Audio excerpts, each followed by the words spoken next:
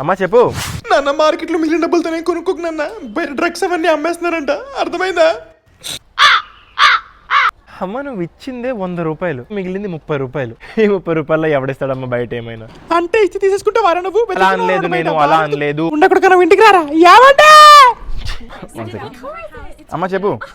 ఎవరు నన్న పక్కన అమ్మాయిలా?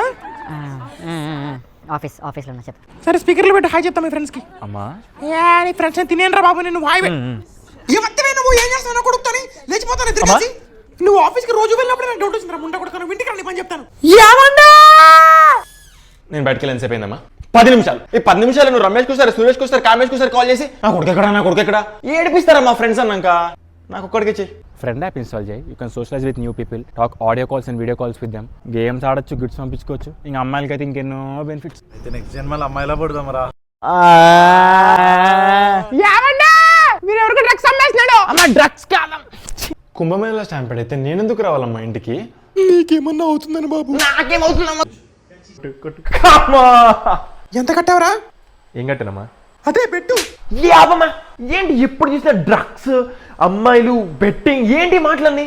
పిచ్చి పట్టిందా నీకేమన్నా? అదిగో గొంతు కూడా లేపేస్తాడు నా మీద. ఆ ఆఫీస్ లో అమ్మాయి కలిసినప్పటి నుంచి ఇలానే తయారైపోయాడు. ఆ పిల్లని విని నా మీద కూసుకొలుపుతోంది. పెదవే పలికిన మాటల్లో